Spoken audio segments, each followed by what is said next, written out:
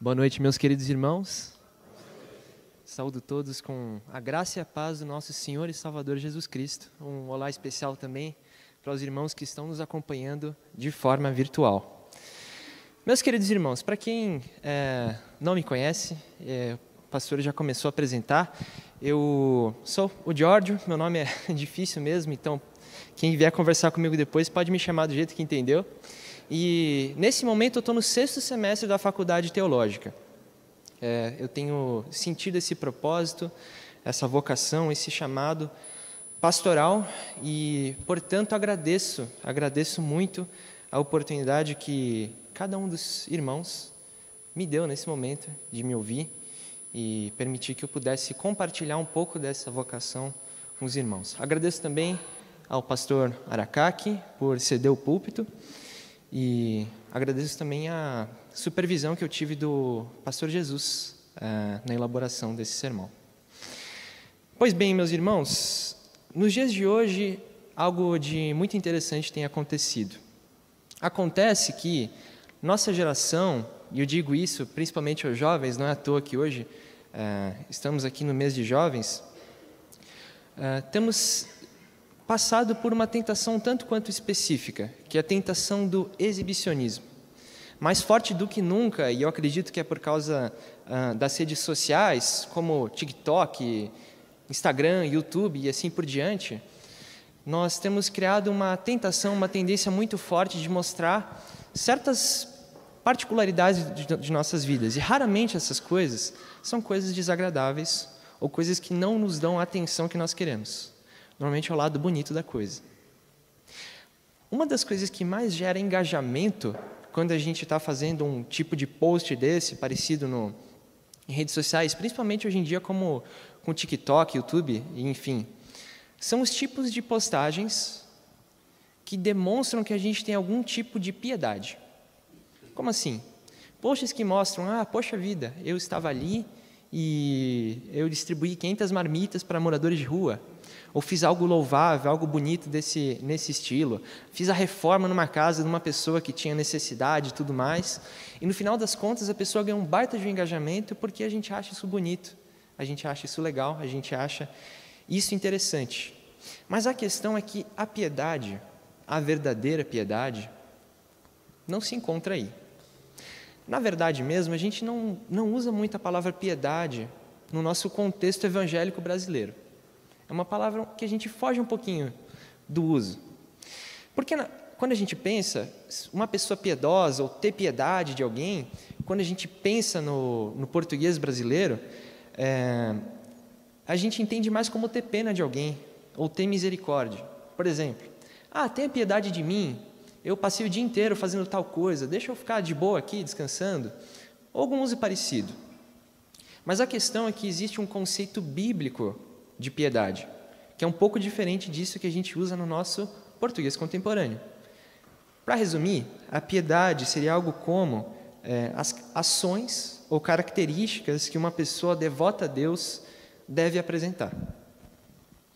Não é à toa que, por volta do finalzinho do século XVII, e algo que desenvolveu mais no século XVIII, teve um movimento chamado pietismo.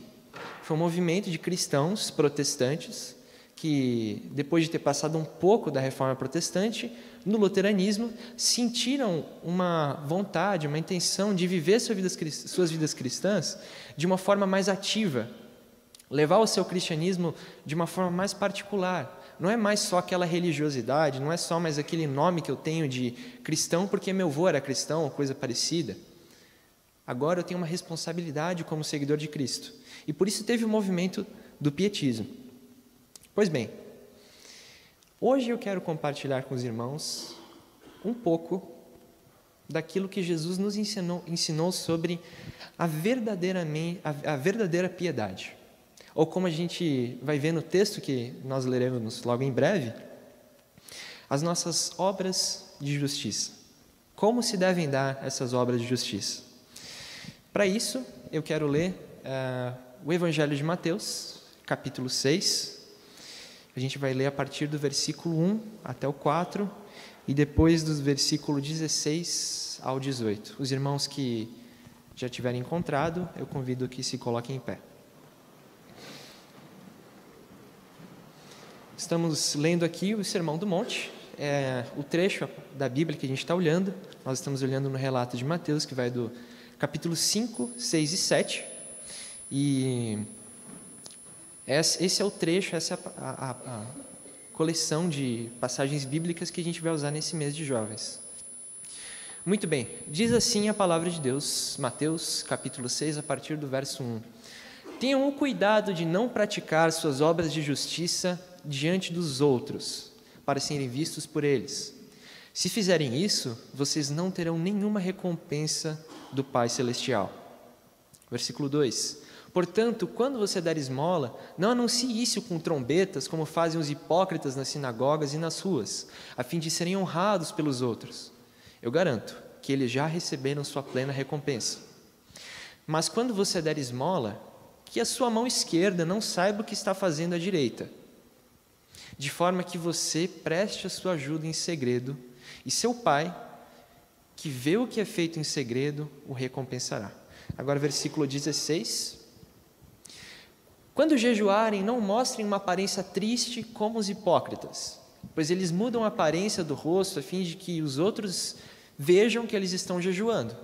Eu digo verdadeiramente que eles já receberam sua plena recompensa. Ao jejuar, arrume o cabelo e lave o rosto, para que não pareça aos outros que você está jejuando, mas apenas a seu Pai que vem em secreto. E seu Pai que vem em secreto o recompensará. Amém. Os irmãos podem se assentar.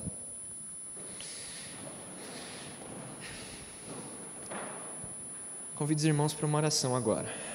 Deus querido, Pai de amor, nós agradecemos pela oportunidade que o Senhor nos deu hoje de, como igreja, aprender um pouco mais da Tua Palavra, Pai. Nos ajuda, me conduz nesse momento, Pai, a fim de que eu possa ser Teu porta-voz, que seja de fato o Senhor falando, Pai. Livra-me do erro, Senhor. Livra também os irmãos que estão aqui presentes, ouvindo essa mensagem, de interpretar algo errado ou ter algum entendimento equívoco, Pai querido. São essas as coisas que nós pedimos no precioso nome do Teu Filho Jesus. Amém. O mês de jovens hoje fala sobre as características do seguidor de Jesus. E hoje, lendo o texto, observando o texto que a gente acabou de ler, eu quero fazer a seguinte afirmação para os irmãos. O seguidor de Jesus demonstra sua piedade com ações que agradam a Deus ao invés dos homens. E agora fica a pergunta, poxa vida, como se dão essas ações? Essas ações de piedade que agradam a Deus? A primeira ação que eu quero compartilhar com os irmãos é de fugir do exibicionismo. Comecei falando aqui que a gente tem essa tentação muito grande com as gerações mais atuais. Claro que não isenta as outras pessoas, mas é um pouco mais forte conosco. Comigo é um pouco mais forte. Com Pedro, eu imagino que seja mais forte do que comigo, porque ele é mais novo, e assim por diante. As coisas só vão crescendo. Permitam-me reler aqui o versículo 1.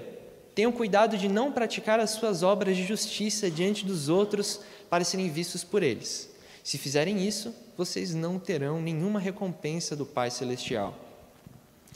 Essa questão que a gente enxerga, essa questão que a gente vê de um exibicionismo muito, muito forte, na minha opinião, tem um pouco a ver com uma visão de mundo um pouco mais contemporânea. Talvez nem seja uma questão de tecnologias. Eu acho que as redes sociais, as mídias sociais, enfim, elas só acabam fortalecendo um sentimento que já existe. E é um sentimento um tanto quanto recente. Porque de um tempo para cá, a gente percebe que, principalmente na nossa realidade ocidental, o mundo acabou partindo para uma perspectiva, para uma cosmovisão muito mais naturalista, muito mais materialista. O que quer dizer que as únicas coisas que são palpáveis, as únicas coisas que são visíveis são aquelas coisas que a gente consegue analisar de fato, que a gente consegue tirar algo que a gente pode considerar como verdadeiro, até que se prove o contrário. E a questão é que o valor que a gente dá a si mesmo, ou o valor que a gente tem, não é material. O valor que eu tenho não é algo que eu consigo medir num laboratório ou coisa parecida. Então, justamente por isso, a ênfase do valor que nós encontramos é muito mais naquilo que a gente consegue enxergar. É isso que tem acontecido conosco nos últimos dias. Então a gente fica esperando as pessoas virem atrás de nós para nos elogiar. A gente espera que as pessoas venham atrás de nós para dar um tapinha nas nossas costas. Você fez tal coisa tão bem. Poxa, você é tão bonito. Poxa, você é tão caridoso, é tão piedoso. E a gente encontra o valor das nossas ações e o nosso próprio valor nesse tipo de coisa. Ou na afirmação dos outros, ou na autoafirmação. Inclusive, que é uma baita de uma tentação e um baita do problema que nós temos hoje em dia, o problema da autoafirmação. É claro que o que nós estamos vendo aqui com Jesus é o seguinte, não é por causa desse tipo de tentação que nós não devemos compartilhar as coisas boas que nós fazemos nas mídias sociais ou coisas parecidas. Eu já fiz isso. Se vocês olharem o meu Instagram, por exemplo, eu tenho post de ações missionárias que eu participei ou coisas parecidas. A questão não é essa. A questão é que Jesus está nos ensinando que as nossas ações de piedade não devem vir de um lugar, não devem vir com uma intenção diferente da que seja agradar a Deus. Tem uma citação muito interessante. Tem um livro chamado A Imitação de Cristo. Eu não sei quem aqui conhece. O autor chama Tomás de Kempis, e eu estava dando uma olhadinha, e ele diz o seguinte: o que muitas vezes parece caridade é concupiscência. Concupiscência, para as crianças que estão aí, é uma palavra muito esquisita para desejo, ou para vontades erradas. Porque raras vezes a inclinação natural, a vontade própria, a esperança de recompensa, o amor às comodidades deixam de influir em nossas ações. A questão é a seguinte: é difícil mesmo a gente fazer alguma coisa sem procurar algo que não seja uma autovalidação ou validação dos outros. Claro que é difícil. A nossa natureza humana grita, clama. E o que Jesus está falando é isso. Se a gente não busca atenção exclusiva de Deus, é a nossa natureza falando. É bem complexo. Mas, de qualquer forma, isso não nos impede de continuar tentando fazer esse tipo de coisa. Pois bem, se a gente parar para pensar e olhar em algumas histórias bíblicas, a gente conhece alguns exemplos de pessoas que tanto foram reprovadas quanto pessoas que foram aprovadas, nesse sentido de serem exibicionistas ou não, e, portanto, serem aprovadas ou não por Deus em suas obras de piedade. Um exemplo que eu gosto de lembrar é aquele que a gente encontra lá em Números capítulo 20. Tem a história de quando os israelitas eles estavam reclamando, murmurando para Moisés e Arão. E eles chegaram falando assim: poxa vida, por que vocês tiraram a gente lá do Egito? Que coisa ruim, aqui não tem água para beber, aqui não tem as frutas, aqui não tem as tâmaras, as coisas que a gente gosta. E Moisés e Arão, eles recebem uma orientação da parte de Deus para resolver isso aí. E Deus ele fala: não, pega aquele cajado ali, e quando você falar, vai sair água da pedra, vai sair água da rocha. E o que é interessante, quando a gente olha no versículo 10 a 13, a gente lê o seguinte: Moisés e Arão reuniram a assembleia em frente da rocha, e Moisés disse: escutem, rebeldes, será que temos que tirar água dessa rocha para dar a vocês? Então Moisés ergueu o braço e bateu na rocha 2 vezes com a vara. Jorrou água e a comunidade e os rebanhos beberam. O Senhor, porém, disse a Moisés e Arão: como vocês não confiaram em mim para honrar a minha santidade à vista dos israelitas, vocês não conduzirão essa comunidade para a terra que dou a vocês. Essas foram as águas de Meribá, onde os israelitas discutiram com o Senhor e Ele manifestou a sua santidade entre eles. O que nós enxergamos aqui é uma história de Moisés e de Arão praticando exibicionismo, fazendo exatamente isso que Jesus disse para que nós tomássemos cuidado. Quando ele chegou e pegou a vara e disse: será que nós temos que tirar a água da rocha? E foi lá e bateu, fez uma ceninha e bateu na rocha para tirar a água. O que ele estava fazendo era chamar atenção para si mesmo. Era ter algum tipo de atenção dos israelitas para mostrar que ele é o profeta. Essa é a sensação que eu vejo lendo o texto. E por causa disso, as palavras de Jesus se cumprem, obviamente, que o texto de Mateus é posterior, mas a gente vê as palavras de Jesus se mostrando verdadeiras aqui em Números. Moisés perdeu a recompensa do Pai. Ele não herdou, ele não foi com os israelitas para a terra de Canaã. E se a gente olhar o versículo 21, o capítulo 21, Arão já morre. Então ele também, obviamente, os dois receberam o mesmo castigo. Ultimamente a gente também vê uma coisa muito parecida na nossa sociedade, no mundo corporativo. Tem diversas empresas que fazem esforços imensuráveis para agradar ideologias e movimentos sociais específicos. Eles vão lá, eles mudam a sua logo, mudam a aparência daquilo que é a marca de suas empresas e colocam uma bandeira ou colocam um ícone, alguma coisa parecida, com a intenção de agradar, digamos que uma minoria barulhenta. A recompensa que eles têm é que eles se sentem bem, eles acham que estão fazendo a coisa correta, eles acham que estão apoiando a causa correta, mas eles perdem a recompensa verdadeira. Qual a recompensa verdadeira? A maior parte da clientela, que é tradicional. E por causa disso eles acabam perdendo a recompensa monetária.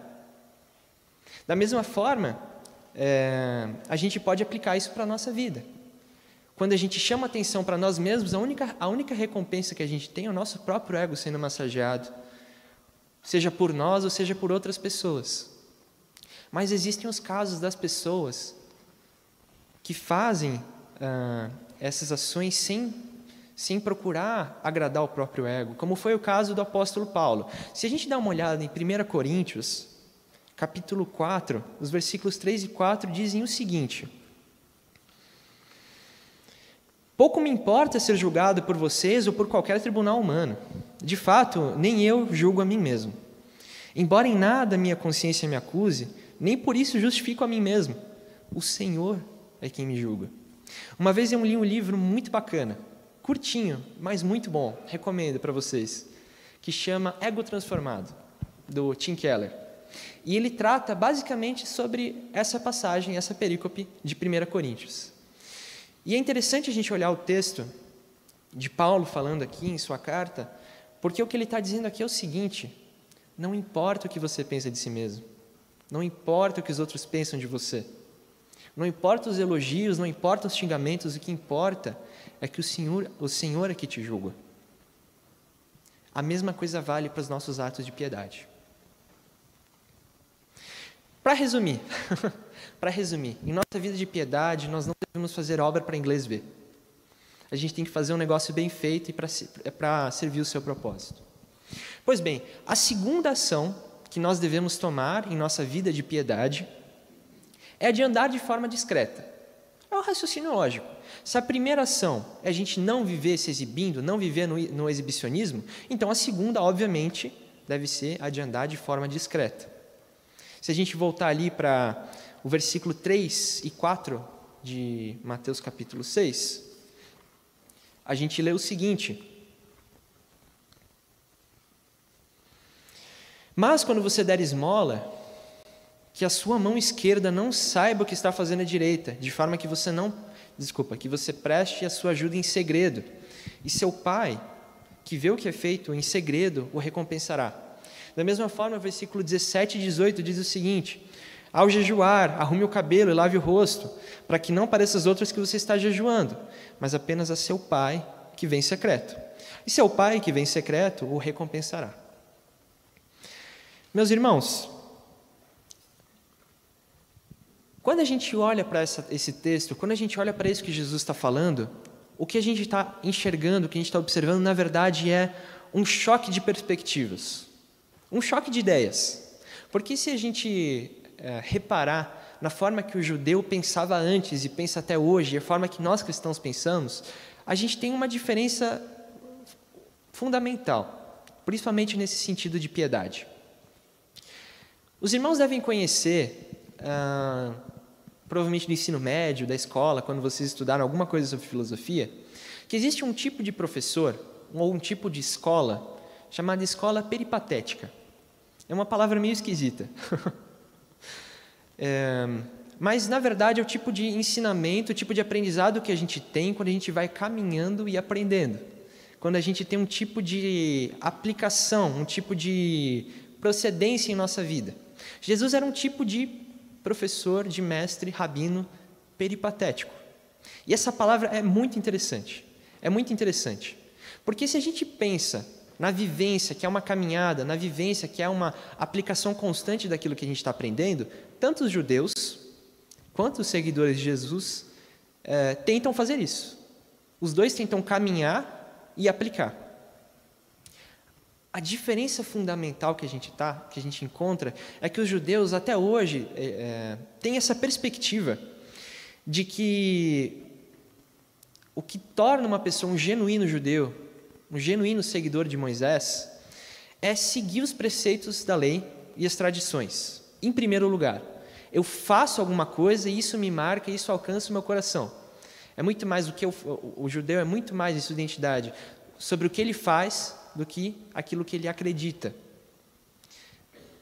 Quando a gente começa a nossa caminhada cristã, é o contrário.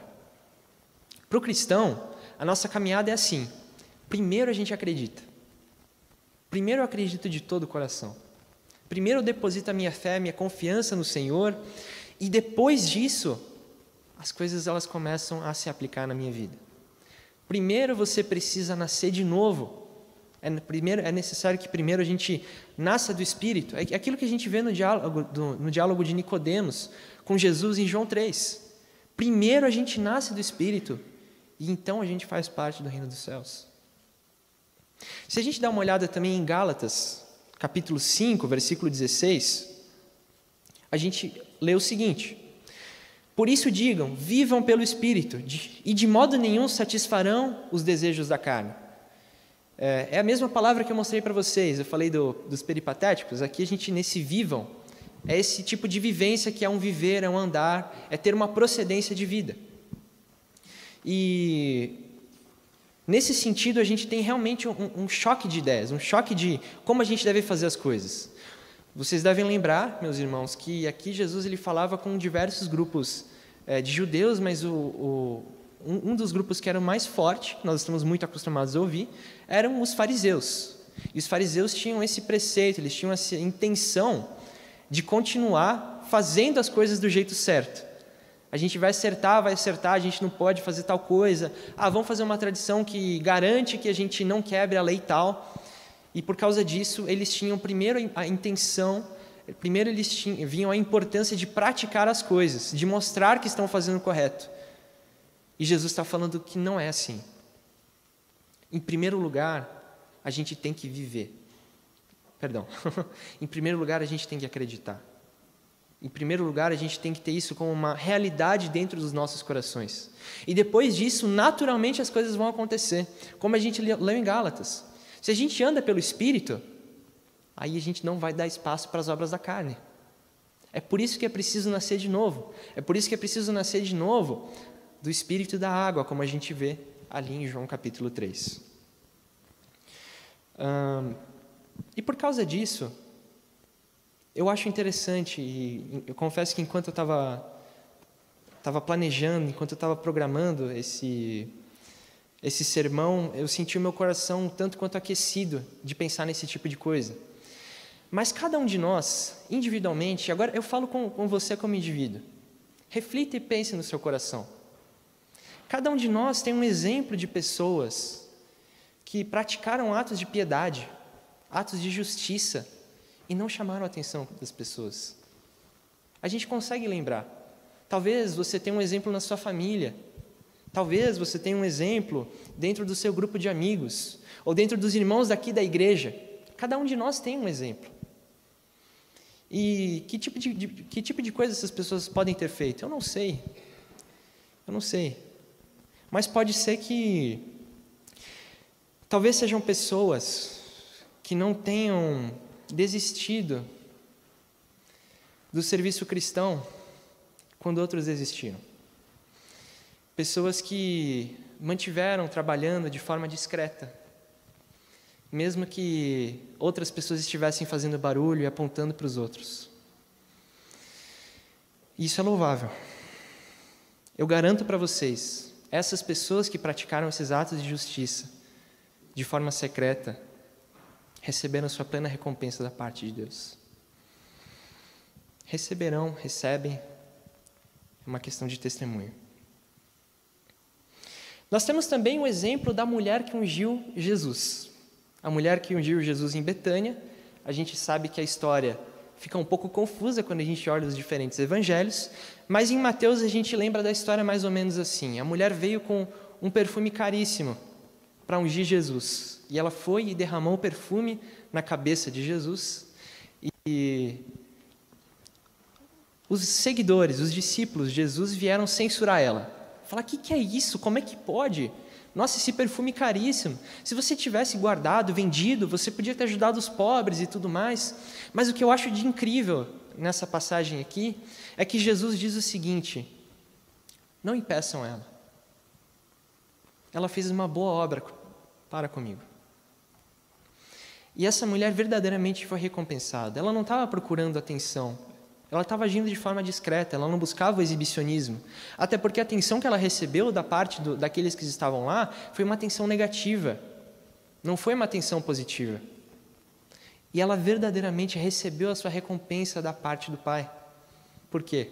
Nós sabemos que Jesus depois diz: em todos os lugares que forem pregar o evangelho do reino, a história dessa mulher será contada. E essa mulher é recompensada até hoje. Olha eu aqui falando dela. Aí está a recompensa daqueles que agem de forma discreta. João Batista também fez a sua parte quando, sabendo que o ministério de Jesus estava crescendo, e depois os discípulos dele, de João Batista, perceberam isso e viram que Jesus estava chamando muito mais atenção que João Batista, foram falar com ele e disseram: João, aquele Jesus que você falou, ele também está batizando do outro lado do rio. E tem muito mais gente indo para o lado dele do que do nosso lado. O que a gente faz? Não está certo isso aí. E João, ele solta uma das frases que nós estamos muito acostumados a ouvir, talvez até porque também tem João 3. Ele diz: é necessário que ele cresça e que eu diminua. Que coisa linda. E João verdadeiramente receberá a sua recompensa. A terceira ação que nós encontramos dentro de nossa vida de piedade é a ação de insistir em fazer atos de piedade corretamente. Até agora vocês me ouviram falando sobre como a gente não pode ficar se exibindo e a gente tem que agir de forma discreta. Mas a questão é que a gente cai numa tentação um tanto quanto forte, é uma tentação bem própria de crente. É uma tentação que acontece mais com a gente mesmo, não teria como ser o contrário. Que é a seguinte: Jesus está falando para a gente, o que Jesus está ensinando nessa passagem não é simplesmente como não devemos fazer as coisas. Ele tem um chamado para ação, ele tem um call to action. Ele está falando o seguinte para a gente: orem, façam caridade, jejuem, mas façam da forma correta. Qual é a nossa tentação, irmãos? A nossa tentação é de não fazer o bem. Às vezes a tentação de não fazer o bem, de não cometer atos de piedade ou coisa parecida, é muito mais forte do que a tentação de fazer o mal. Mas o que a gente está vendo aqui é que não é isso que a gente deve fazer. A gente deve insistir em fazer o bem. E o Novo Testamento tem algumas palavrinhas a dizer sobre essas coisas. Em primeiro lugar, a gente vê a parábola dos talentos. Eu não vou ler. Os irmãos conhecem. Vem um mestre com seus servos e ele entrega talentos para cada um deles, cada um com quantidades diferentes. O talento era uma questão monetária, uma forma de medir uma quantidade de dinheiro. E ele dá uma quantidade X para um. Ele dá metade disso para o outro e para o outro dá menos ainda. Para os dois primeiros eles pegam todos aqueles talentos e lhes dão um jeito de aplicá-los de uma forma que seja conveniente. Os dois dobram a quantidade que tinham e o mestre diz: muito bem, mestre, servo bom e fiel, foi fiel no muito ou foi fiel no pouco, eu lhe porei sobre muito, eu lhe porei sobre ainda mais. E eles receberam a recompensa porque agiram de acordo com a instrução que receberam. Agora, o último decidiu não fazer nada com os talentos que ele recebeu do seu mestre. Ele escondeu, enterrou, porque não queria fazer errado, não queria perder e não queria depois levar um puxão de orelha do mestre. E no final das contas, o que ele tinha foi tirado dele e dado para outro. Nós não temos essa opção. Nós não temos a opção de não fazer o bem. Não fazer o bem é tão significativo quanto fazer o mal. Se dermos uma olhada ali em Tiago, capítulo 4, versículo 17, também muito conhecido, a gente vê o seguinte: portanto, pensem nisso, quem sabe que deve fazer o bem e não faz, comete pecado. Ou seja, não fazer o bem é fazer o mal. Pois bem, meus irmãos, também temos a passagem de Efésios, capítulo 2. A gente está muito acostumado com os versículos 8 e 9. Se eu perguntar aqui, provavelmente uma grande parte deve saber recitar de cor. Pela graça sois salvos, mediante a fé, isso não vem de vós, é dom de Deus, não de obras, para que ninguém se glorie. Mas a gente tem o versículo 10, e o versículo 10 está na mesma argumentação de Paulo. O versículo 10 está no mesmo suspiro, quando ele diz o seguinte: porque somos criação de Deus realizada em Cristo Jesus, para fazermos boas obras, as quais Deus preparou antes para que nós as praticássemos. Então é mais do que uma questão de simplesmente não fazer o bem, de não fazer errado. Para os irmãos que não sabem, até pouco tempo atrás eu estava cabeludo e barbudo. Eu não fiquei careca e sem barba porque eu quis. Eu estou servindo no exército. Graças a Deus eu estou servindo no tiro de guerra, que é um pouco diferente de servir no quartel, o que significa que eu tenho um pouco mais de tempo. E uma das coisas que eu aprendi lá dentro é algo um tanto quanto interessante. Aprendi com o subtenente. Tem 3 tipos de soldado, ou 3 tipos de atirador no meu caso, que é o tiro de guerra. São os exibidos, que são aqueles que ficam chamando a atenção, que podem até acabar quebrando as regras porque eles querem se mostrar para os outros. Eles fazem o que não devia, puxam... Já aconteceu comigo, por exemplo, de puxar uma canção. Quando a gente está fazendo exercício de corrida, a gente canta algumas canções. E aconteceu dele puxar uma canção que era feita para provocar um tipo de militar que chama paraquedista. E um dos subtenentes é paraquedista, e no final das contas, o que aconteceu com a gente? Todo mundo teve que pagar. Se fosse só 10 flexões, estava bom. Foi um monte de coisa que foi bem puxado. Tivemos que deitar, fazer exercício na poça de água. Enfim, tem esses aí. E esses estão errados, porque eles são exibidos e eles quebram as regras. Tem outro tipo. O segundo tipo são aqueles que são os moitas.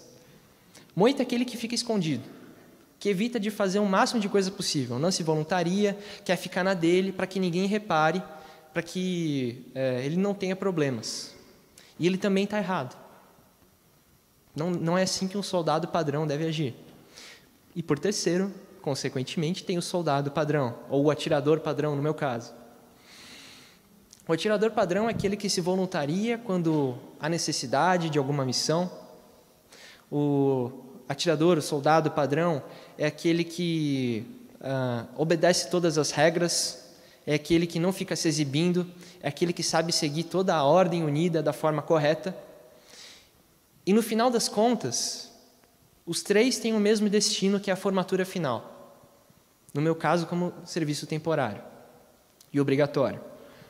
A gente vai ter uma formatura no final, uma formatura de encerramento do nosso ano de formação de atirador ou de soldado. E a gente tem a chance de receber um diploma, um prêmio chamado Honra ao Mérito. Eu conversei com o Matheus, o noivo da Emily. Acho que não está aqui, né? Está bem. E também conversei com o Gustavo, que agora toca guitarra aqui na Corandel. E os 2 receberam esse prêmio. É o prêmio daquele que foi um atirador, daquele que foi um soldado padrão. Seguiu todas as regras. E no final das contas, eles foram recompensados. Esse é o ponto. No final, a gente recebe a recompensa, não porque a gente deixa de fazer o que é errado, e não porque a gente é exibido, mas porque nós andamos de acordo com aquilo que nós aprendemos. É isso que nós estamos vendo aqui nas palavras de Jesus. Talvez essa passagem, para nós que estamos aqui, cada caso é um caso, mas provavelmente não se aplica em nossas vidas num sentido de salvação. Jesus está falando muito mais para nós nesse momento no sentido do galardão. No final das contas, a gente tem a chance de, além de tudo, receber uma recompensa da parte do Pai. Claro que essa não é a nossa motivação. Mas aquele que não faz as coisas da forma correta, com certeza vai perder uma parte desse galardão. Ok, meus irmãos, o texto que nós estudamos hoje, ele fala de 3 coisas específicas. Ele fala sobre a esmola, ou sobre os atos de caridade, ele fala sobre oração e ele fala sobre jejum. Nós pulamos a parte da oração, mas de qualquer forma fica o apelo, fica o convite. O que Jesus nos está pedindo aqui, o que ele está aplicando, o foco principal dessa passagem são essas 3 coisas, ainda que não tenha sido minha ênfase. E fica a pergunta para cada um de vocês, e fica a pergunta para mim. Nós temos feito essas coisas? Nós temos orado? Nós temos jejuado? Nós temos praticado atos de caridade? Pois bem, meus irmãos, para concluir, eu gostaria de recapitular com vocês. A primeira ação que nós deveríamos seguir para ter uma vida de piedade genuína é a de fugir do exibicionismo. A segunda, a de andar de forma discreta, e a terceira é de insistir em fazer os atos de piedade corretamente. O meu apelo fica aqui para os jovens agora, falando com vocês, já que é o nosso mês. Primeiro, como se aplica essas lições que a gente aprendeu hoje, como elas se aplicam em nossas vidas de jovens? A primeira, aquilo que eu já falei, a tentação do exibicionismo, do chamar a atenção, é muito mais forte para cada um de nós. É muito mais forte. É um dos problemas que a gente tem. Mas, em segundo lugar, eu falo com você aqui como membro da PIB do Braço. Nós estamos passando, atualmente, por um momento decisivo, por um momento de escolha. Talvez isso não se aplique a todos vocês. Alguns de vocês talvez já estejam fazendo isso. Mas a gente tem que decidir se a gente vai simplesmente continuar olhando para aqueles que nós achamos que estão agindo de forma incorreta, dentro da liderança da igreja ou em qualquer outro setor, não sei. A gente vai continuar olhando para eles, apontando o dedo e mostrando, caramba, esses aí são exibidos, ou caramba, eles fazem isso e aquilo. Ou a gente vai agir discretamente. Ou a gente vai insistir em trabalhar, insistir nas necessidades que a nossa igreja tem, mesmo que seja difícil frente a tudo aquilo que a gente enfrenta,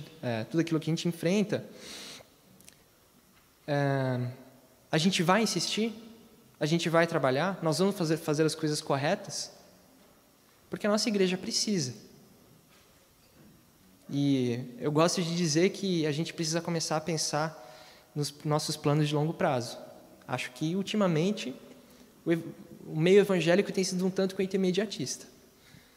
Seria bom que nós tivéssemos um planejamento de longo prazo. Isso envolve pôr a mão na massa. E envolve gastar massa cinzenta, torrar neurônio. A gente precisa de muito esforço. E é dureza. Mas e aí? O que a gente vai fazer? É isso, meus irmãos, que eu gostaria de compartilhar essa noite com cada um de vocês. Eu espero que os irmãos tenham sido edificados. Convido também que depois, quando vocês puderem, dá uma olhadinha nesse trecho completo, desde o versículo 1 até o versículo 18, para que não fique uma lacuna. E eu convido os irmãos a ficar de pé. Não posso deixar de dar o meu feliz Dia dos Pais para cada um dos pais aqui. Agradecer também o Ministério Infantil, que permitiu que as crianças ficassem. Recebi a proposta da Alessandra das crianças ficarem, e eu acho que foi um presente bacana para os pais terem eles aqui. E obrigado, crianças, que vocês se comportaram e que vocês tiveram paciência comigo. Espero que eu tenha ajudado alguma coisa vocês também, hein? Vamos abaixar as nossas cabeças e orar. Pai querido, Deus de amor, nós temos um pedido a Te fazer nesse momento, Pai, que é pedir que o Senhor nos conduza em verdadeira piedade. É pedir que o Senhor nos ajude, não só nessa noite, mas no nosso caminhar, no nosso viver, a olhar para aquilo que Teu Filho, Jesus, nos ensinou, a olhar para aquilo que Ele demonstrou que é a verdadeira obra de justiça, a verdadeira piedade, e que isso possa ser uma realidade em cada uma de nossas vidas, Pai. Nós sabemos que só é possível fazer isso por causa do novo nascimento. Sabemos que só é possível fazer esse tipo de coisa por causa do Teu Espírito Santo, Pai, que luta constantemente, tem desejos completamente opostos à nossa carne, e que nele nós podemos fazer esses atos de justiça, Pai. Nos ajuda a ter genuíno amor por aqueles que precisam. Nos ajuda a ter genuíno amor por Ti, para que a gente possa se sentir motivado a jejuar, para que nós possamos nos sentir motivados a orar a Ti, Pai, de forma honesta. E peço que, Pai, hoje, a juventude da Primeira Igreja Batista do Brás possa encontrar em Ti o propósito, Pai, encontrar o propósito da piedade que está no serviço cristão. Que cada um de nós tenhamos a iniciativa e a vontade, Pai, de Te servir genuinamente, de pensar no amanhã e tentar encontrar onde a gente se encaixa, Pai. De seguir o exemplo daquelas pessoas que nós já temos visto aqui no nosso meio, de que sofrendo, de que com dificuldades em suas vidas, mantiveram no serviço cristão. Não foram embora quando outros foram, Pai. Nos ajuda a seguir esse exemplo e nos ajuda, Pai, a amar a igreja que nós temos. São essas as coisas que eu peço no Teu precioso nome. Amém.